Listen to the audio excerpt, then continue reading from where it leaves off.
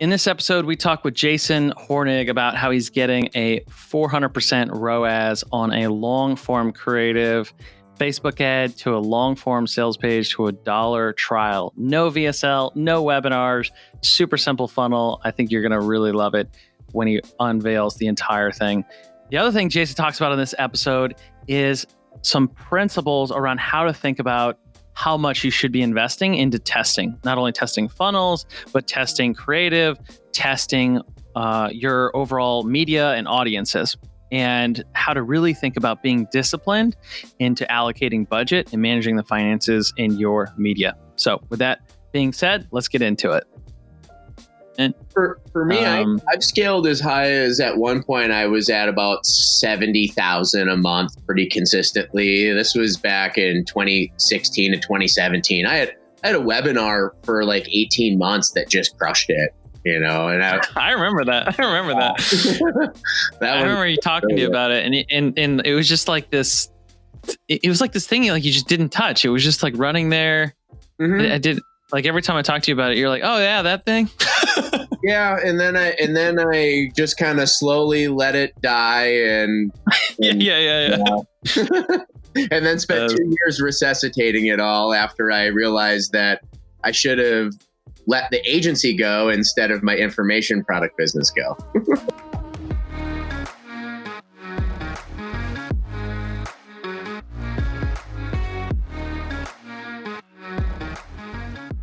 Listening to the Rich Ad Poor Ad podcast, where we break down the financial principles that rich advertisers are deploying today to turn advertising into profit and get tons of traffic to their websites without killing their cash. These advertisers, agencies, affiliates, brands are responsible for managing over $1 billion a year in ad spend.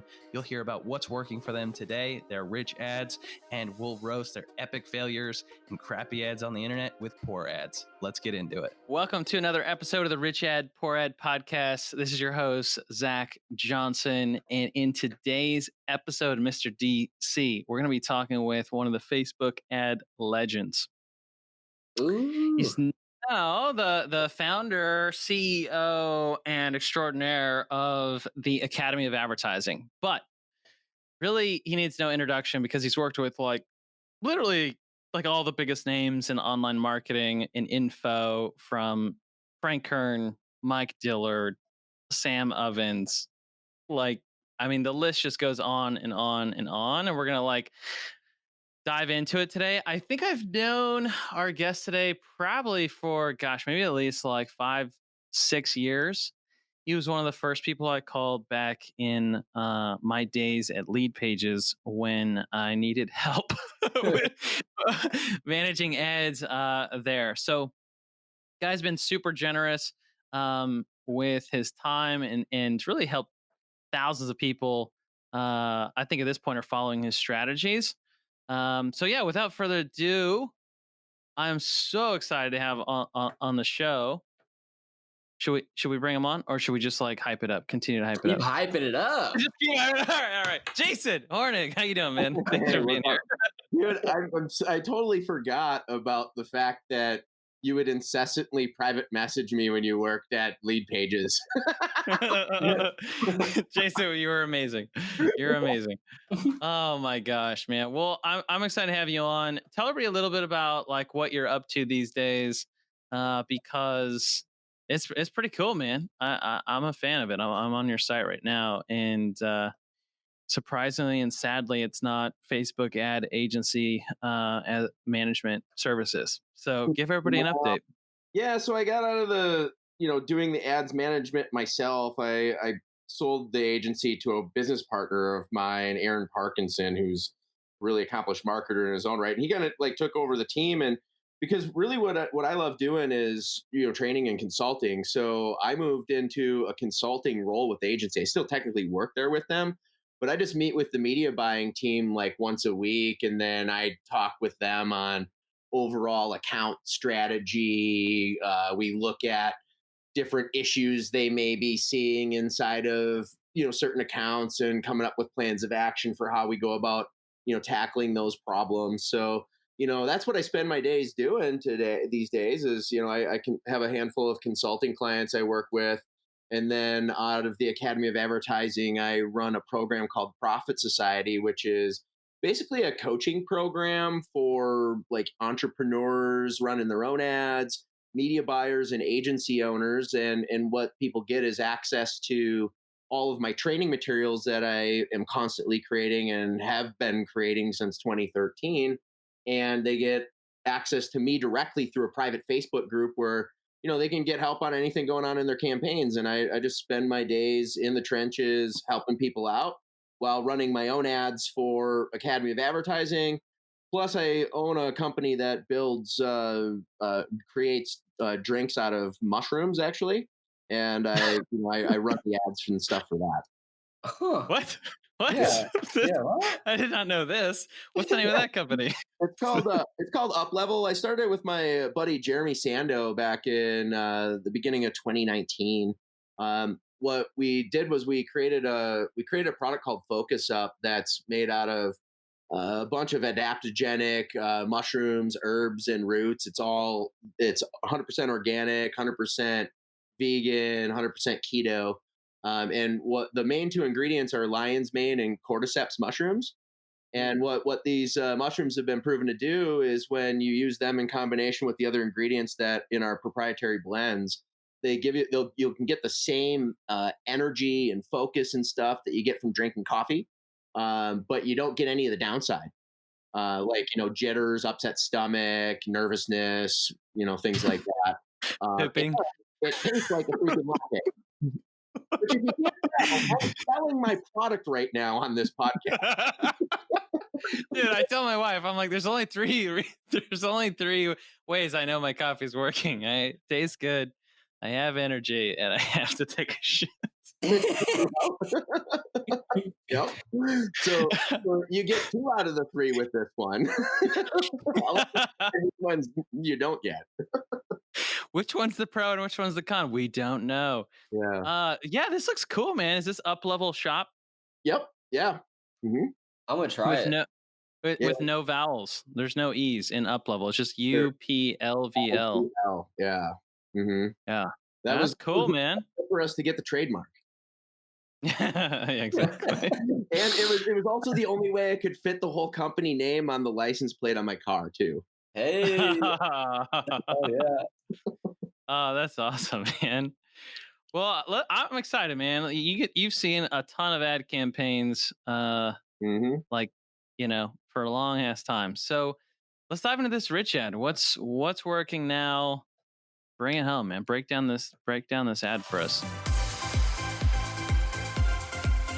Yeah, so this ad that I brought to the table is one of my own, and the reason I wanted to show this is because for me personally, for like the Academy of Advertising, I'm competing in one of the strongest markets in the world.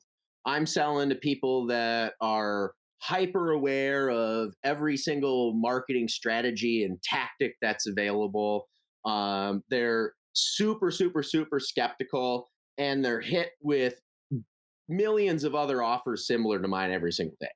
So I wanted to show this because what I've seen time and time again is that the strategy that I'm deploying in this ad is one that will always make a product stand out and will get conversion in even the most difficult markets. Now with me being a media buyer, is that because you just lay out the whole structure right there? You made this super actionable, which I loved about it. It's where it's like, here's the objective, here's the bid, here are the audiences. And I'm like, dude, you're giving away some nice little keys to the castle right there. I like it. Yeah, the strategy specifically behind this one is to use long form copy to deliver and demonstrate actionable, real value to the market, right? That is what always stands out in crowded markets because like if you look around in this space, you guys probably see this all the time. You see all these other ads for people selling courses on how to do fucking ads, right? Everybody and their mother wants to do that, and they're all about like the same thing. They're talking. They're just hyping up things, making big promises, and telling you to go watch a free training, right? Yeah. Yep. Everybody's seen the same thing, and they could just get hit over and over and over the head with it. I see it in a lot of comments on other ads that I run that do the same thing, right? So, for me, what I've always found is, what's always worked best for me is when I lead with value first, especially in a skeptical market like this. So I just flip the script a little bit and put the value right in the post. It's funny. I wish I could pull up the comment, but I've only had one comment on this ad, and the guy said, "Oh shit, this is real value. I'm going to try this right now." And then he ended up going and buying my thing. Oh, That's so good. That's so good. So it's basically, I'm looking at it right now. It says 30 days of training for $1. So Academy of walk us through the funnel, right? So like it's a long format. There's a picture of you, mug shot, and what are you holding up in this picture, by the way? Ooh, geez, I'm not even. Scaling up. It's the scaling up book. Oh yeah, the book. Yep, the Rockefeller Habits 2.0. Yeah. Yeah. Okay. Mhm. So walk us through the funnel. What happens after they click on the ad? Yeah, so the ad actually takes people straight to a long form sales letter on my membership on my website, where people can take a 30-day trial for $1 into my Academy of Advertising Profit Society program. Straight subscription. Wow. Bold Mhm. move, man. Actually, so far I just actually launched this offer August 7th. And so we're a little over 30 days into it now, and the conversion to the getting in the trial has been right where I was expecting as far as our CPAs go. Yeah. And so far the back end conversion into paying member is hitting right where I was expecting. So it's Oh, that's so riveting. That's a really yeah. great story there. Oh, it's hitting his expectations. Fantastic. You want to tell us any more? No, because it's it's working for me. These numbers may not work for somebody else, so I'm always worried about setting like expectations, because like when I give numbers for my stuff, then people will say, "Well, this is what I should hit for my funnel," and it might be a whole different industry. You know what I mean? Yeah. Well, I think free trial funnels. You're doing $1. First thing, that's smart, right? That's great. But I mean, I think we were talking with Mike Filsame on the show, and he was talking about Groove Funnels and how they kind of do this like freemium. It's not like $1, but it's like a freemium. And he's really just targeting like I want to say a 5% conversion rate from like a freemium to like a paid. Mind you, it's not like a subscription; it's like $1,300 or something like that on Mhm. the upsell. But we've seen other people in subscription that go for like a 14-day or 30-day trial in SaaS, and they're hitting like a 35 to 40% conversion rate at the end of that trial. Yep, My I'm doing 22% right now, and that's just with there's literally nothing that anybody receives after they, as far as like trying to get them to continue on with the payments or upgrade them in annual or anything like that. There's no kind of like value build or trying to get them to convert. So far, it's just allowing them to go through the process and letting their card rebill. Yeah. Yeah. No, that's good, man. My complaint about free trial or dollar trial funnels is the tracking and the time, right? Like waiting for that rebill and then really getting a grip on your LTV.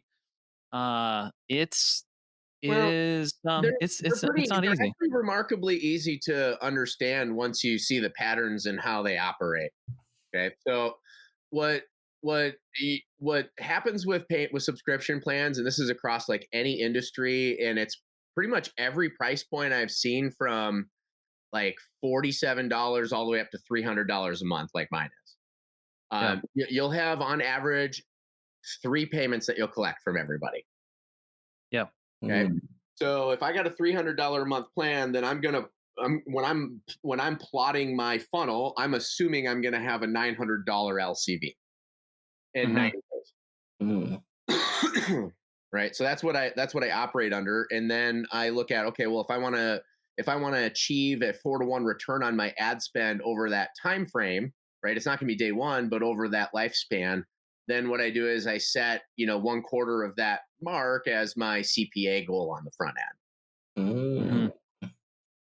Yeah. I And mean, I'm a 4 to hitting 1, a 4 to before 1 over, well, let's see, it would be, is that 120 days or 90 days? 90 days. It's a, yeah. Yeah. So a 4 to 1 over 90 days. And You're technically at two. When I do the math this way, like in those specific numbers, it's $150 CPA, with $900 AOV, right? yeah, So right. if you have a $295 payment day 31, you're only you're basically cash flowing that $150 for 31 days, and then on day 31 you're at a 2-to-1 return, and then day 90 you're at 4-to-1. How it Yeah. works. Yeah. Got it. Okay. Yeah. No, that's pretty cool, man. I like it. It's so funny. It's just like we do all these fancy funnel footwork, and sometimes it's just like, hey, maybe just get your core offer right and get those numbers to work. Uh-huh. Dude, but here's the thing, like I could show you, I've literally built every single possible funnel model imaginable this year and tested it with different messaging, with variations of messaging, with variations on price points of my offer. And the thing that's given me the most consistent results in my business right now is this offer. Yeah. I actually just before the call, I just rewrote my sales letter today again. Oh, wow. And when I rewrote it, I cut out 8 pages of it too. Whoa. One that Yeah. you're seeing on my site's 23 pages long. Yeah. In like Google Docs or something like that. Yeah. Yeah. Wow, man. Well, that's cool. I love it. I think, I mean, just the value you deliver in the ad is not easy duplicatable, for anybody that's trying to, fake it before you make it. It's very obvious that there's years of expertise and battle wounds here. So congrats on that. Now, how much do you think is possible to really scale in this market, right? Like selling Facebook ads, training. Who do you think is scaled that the most in terms of spend? The people that I know that are doing it for real are going to be like Billie Jean, Traffic and Funnels. Right. Those two guys are like probably at the top of the mountain. Man, we should like add. maybe We totally had Ashton Shanks on here too from there. I mean, he would have been a good one to ask us about too. Uh-huh. Yeah, I mean, like what I've seen in this is, at those levels, it gets watered. Like you have to water it down pretty hardcore, to be spending 300 to 400, maybe 500K a month, on ads in this particular segment. For me, I've scaled as high as at one point I was at about 70,000 a month pretty consistently. This was back in 2016 to 2017. I had a webinar for like 18 months that just crushed it, and I remember that. I remember you talking to you about it, and it was just like this. It was like this thing like you just didn't touch. It was just like running there. I did like every time I talk to you about it, you're like, oh yeah, that thing. Yeah, and then I just kind of slowly let it die, and yeah. And then spent 2 years resuscitating it all after I realized that I should have let the agency go instead of my information product business go. Ooh. You're speaking some truth right there. This episode is brought to you by Funnel Dash's Ad Card, the only charge card exclusively for your digital ad spend. And if you're an ad agency that manages 7 or even 8 figures a year in media and ad spend for your clients, and you're looking to double your profits over the next 6 to 12 months, then check out Ad Card. See, the typical agency model is this. You charge 10% of your spend, you make 10 to 20% margin at the end of the day. So that's really 1 to 2% of your client's spend that is profit in your business. The easiest way to double that is to really find a way to earn in that 1 to 2% cash back of the card that is on file of your client's ad account. And before ad card, what you had to do was invoice all your clients for their ad spend up front, which is really difficult on a cash flow basis and very difficult ask. And then you had to put the card on your own Amex or whatever card of choice to get that level of value back into your business. With ad card, it's entirely different and streamlined. You simply get your clients on ad card and make yourself the agency of record, and you'll get the cash back as long as you're managing the ad spend. It's a great way to double your profit without doing any additional work. Check it out at funneldash.com. So let's talk about a poor ad, man. You've seen thousands of ad campaigns, thousands of ad accounts. I want to hear some awful come to Jesus moments about what not to do when it comes to ad.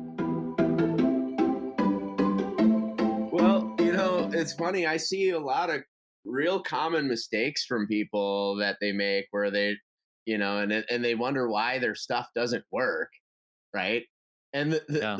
the biggest one is really not understanding who the heck it is that they're writing to and where their level of awareness is in the market, right? Yeah. The biggest mistake I see people make is they always write their ads using what we call offer copy, right? Mm. Where their ad is always just about the offer, and a lot of people do that because that's what Facebook tells you to do. But the problem is if you study copywriting and things like that, you'll learn that that type of copy is only suited for a customer or a prospect who is already highly aware of your solution, the fact that there's a solution to the problem that they have, and Mm. they should be aware of the fact that you provide that solution already and have a decent solution, right? Yeah. Most people aren't at that level of awareness towards our product or the solution that they're looking for. In fact, a lot of markets are, not even problem aware yet. And if you start shoving an offer down somebody's face, like, hey, get my thing for 25% off to solve this problem, and they are not even aware of it, the ad will never, ever, ever work. And I see people that'll put these ads together like that. The ad's not working, and they're getting no sales. And they'll see in like their Facebook account, it says learning limited. You should be spending more money to get more conversions. And they'll start literally scaling ads that aren't even selling at all, thinking that it's going to somehow magically start doing that because they're going to get some pixel dust on their campaign. Pixel dust. Like, I don't know what the crap. It's the weirdest thing. But That it's is so a huge funny. mistake, though. Like, they're literally not understanding who they're writing to and how they should be writing to that person.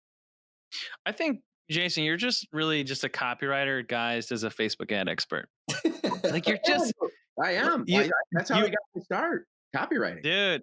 Yeah, like every conversation I had with you in the first year of us getting to know each other, I always just walked away with like, oh man, like I walked away with more ahas around copy in conversations with you than I did around our conversations around ads. Yeah, I mean, so here's the thing. This is the secret. Like, I'm not a real technical person. And like when people come in and buy my courses and stuff, and then they see how I show them to just largely set up your campaigns and stuff using the Facebook defaults, they start freaking out.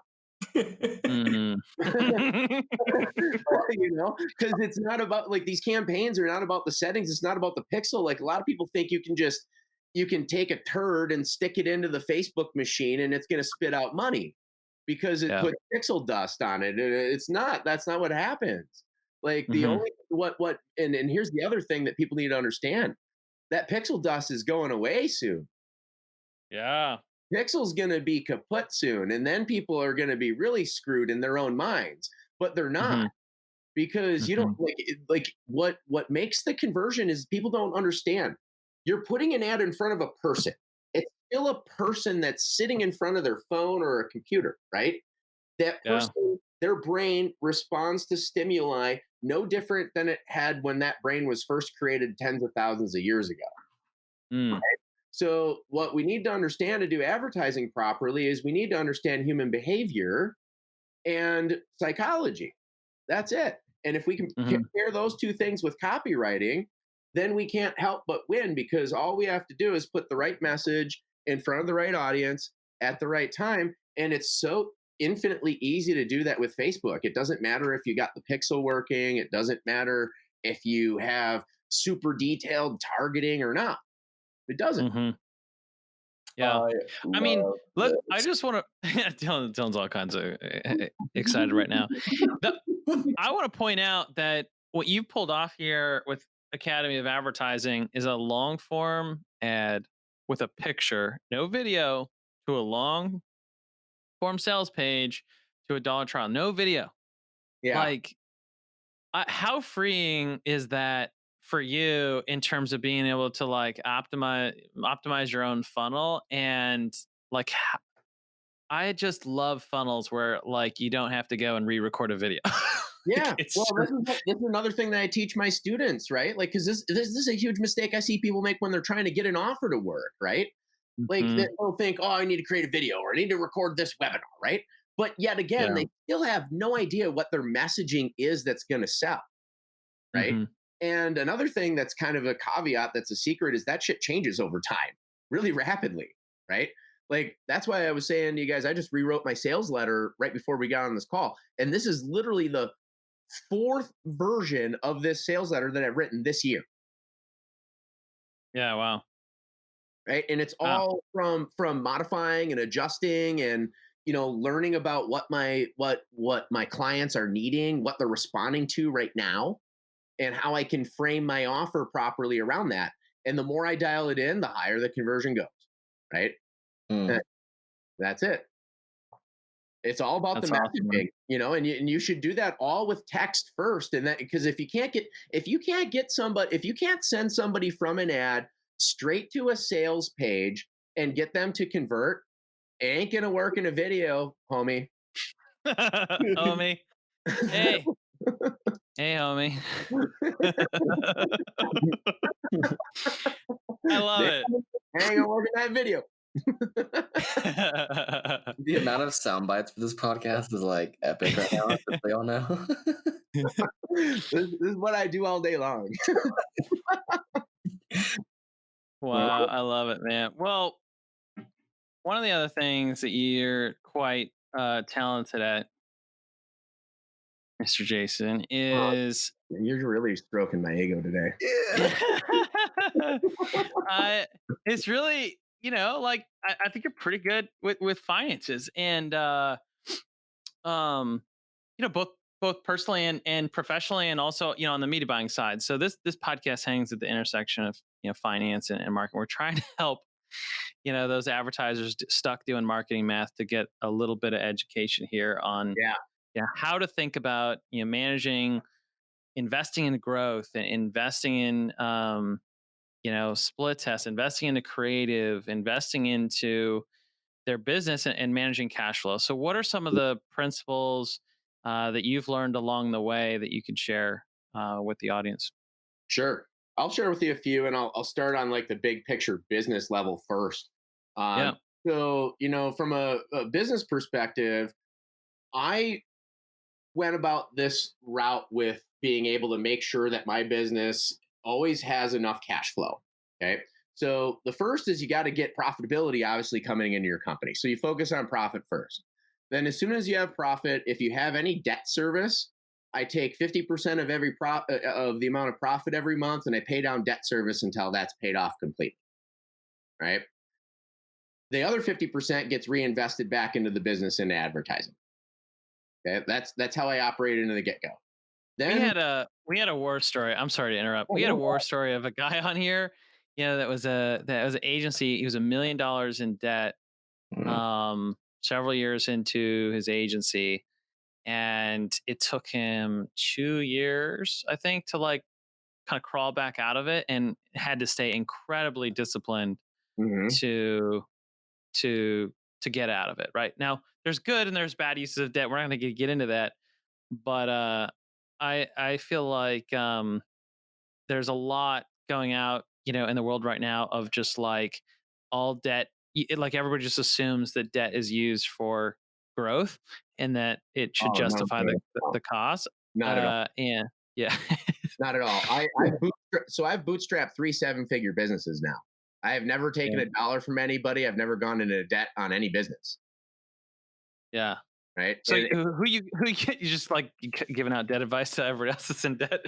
You're like a debt coach for your clients. basically, yeah, I do that a lot. Like and I've, because here's the thing, like you got like his suit for me anyways. I bootstrapped it, so I just worked with cash flow, and I forced myself to make it work, and I started really small. And when I built up my agency, I wasn't buying ads right away. And this is something that I teach people in my 7-figure agency blueprint course. Is we show people how to get to 20 to 30K a month without spending a dime on any marketing. I just got a message from one of my clients today. He's like, "Hey, I just got up to 60K in 6 weeks using that free strategy that you taught me." Right? Oh my god. You don't need to spend any fucking money to make money, especially if you're running a digital marketing agency these days.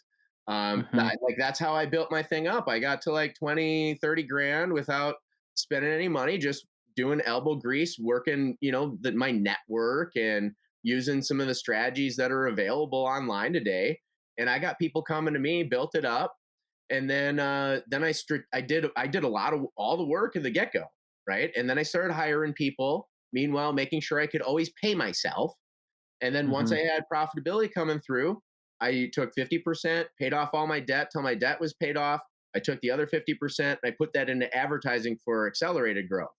And then that made my cash flow or my revenue go at a hockey stick growth. And then I would just take 50% of my profit each month would go towards investing, and then the other 50% would go towards back into ads. And then my investing pile first went to creating cash reserves. So I wanted to have 6 months of business operating expenses and cash reserves, and that's what I went to. I built it up to cash reserves, and then once I had 6 months of business cash reserves, that whole 50% of profit I withdrew as compensation to myself personally. Yeah. Oh, dude, that's some gold right there, man. Well, dude, All right, keep going. Just from doing Keep that, going. Don't sign.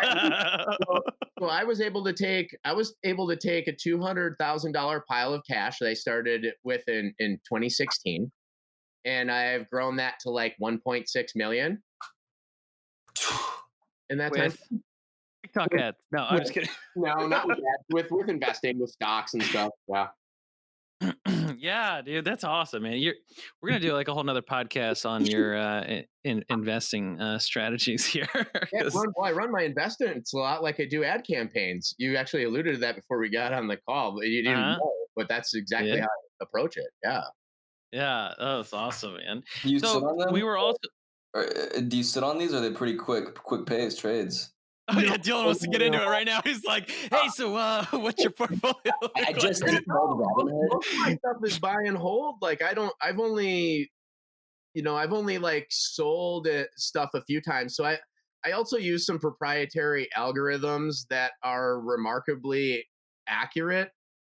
So like, for example, I sold all my shit into cash on February 26th and avoided the entire market decline. And then I bought back in the end of June or something like that, which ended up being like a day or two after the bottom, and rode the whole ride back up to the top. So I completely avoided all the losses, but got all the gains from this year. Oh, that's amazing. Yeah, Dylan will be hitting you up after the show for your. Hey, can you do an audit on my portfolio? Yep. Oh my gosh. Okay, so I want bring it back to ads for a second, guys. Talk to me about some of just being disciplined in investing in split testing and creative, because we were talking about this before the show, and I feel like this is solid and everybody needs to hear it. This was the other discipline I wanted to share with you guys. So here's where I see people getting really screwed up in their accounts. I'll actually see people, they over test, and they don't allocate, they over allocate budget into testing, which will do two things. It distracts them from scaling and putting money into stuff that was already working, which would have increased profits. And two, the other thing that happens when we run a bunch of tests, if anybody's ever done ads before, they'll know that only 20% of every test succeeds, right? At best.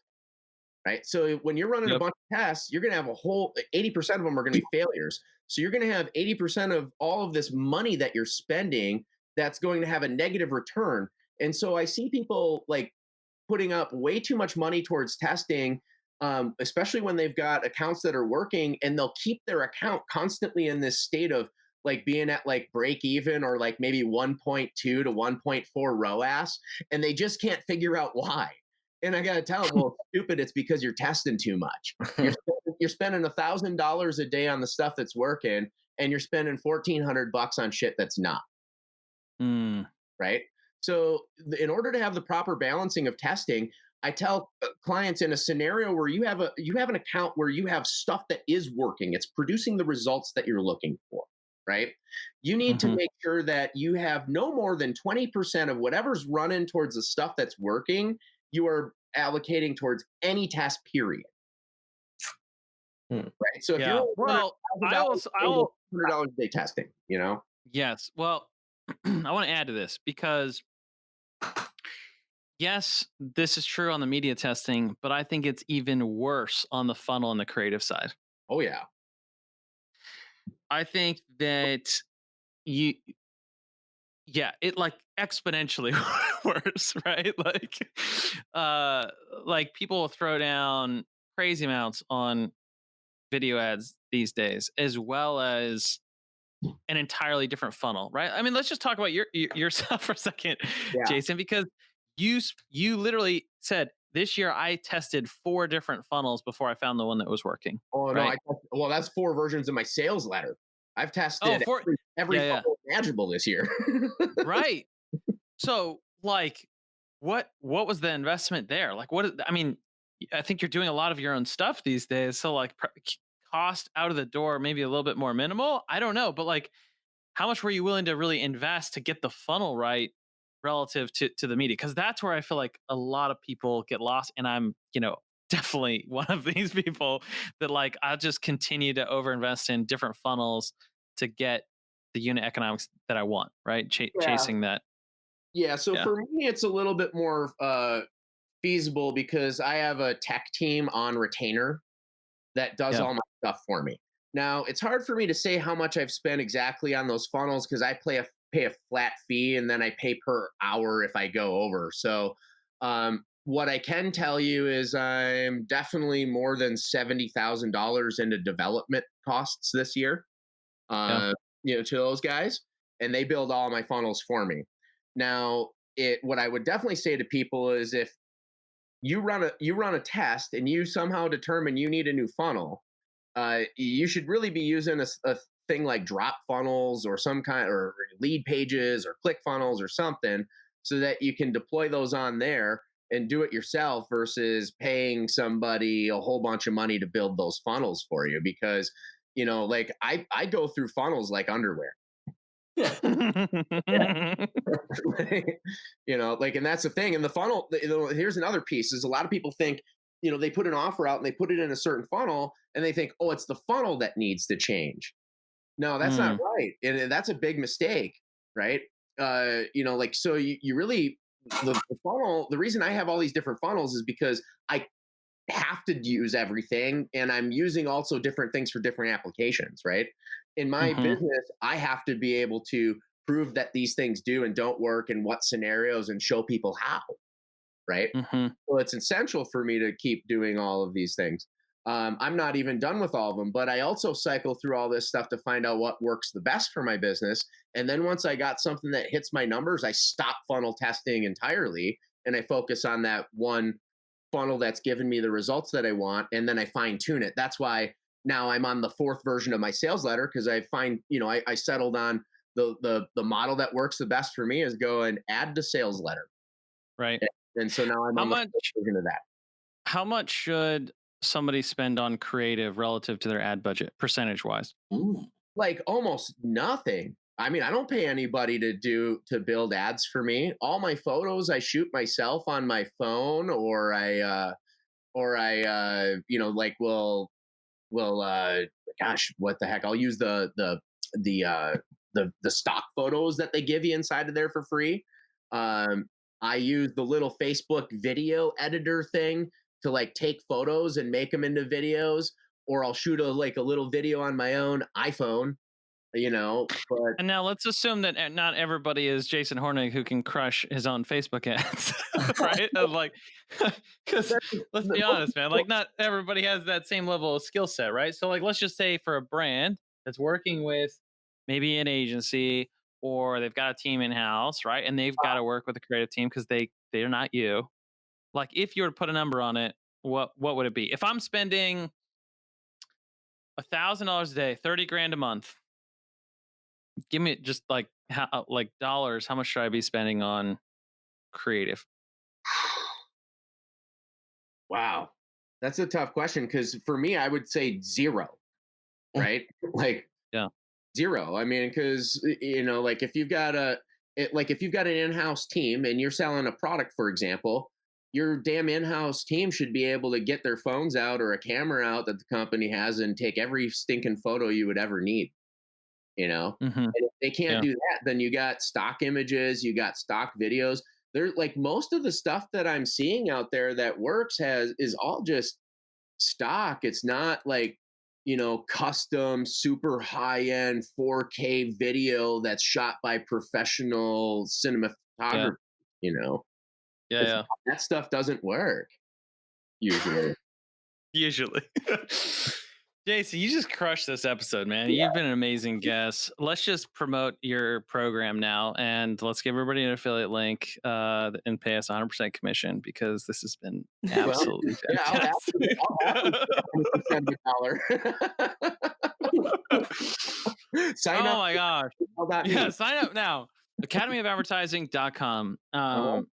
No, really, tell everybody what you're up to now, what you're looking to do, how they can get in touch, learn more. So best way to reach me is academyofadvertising.com. And actually, if you go to the enroll page, you can learn everything about the Profit Society program and what you get with all of that. And it's basically coaching with me personally. And the funny thing is if there's like a Facebook chat widget. If you do that chat, you're going to come to me personally.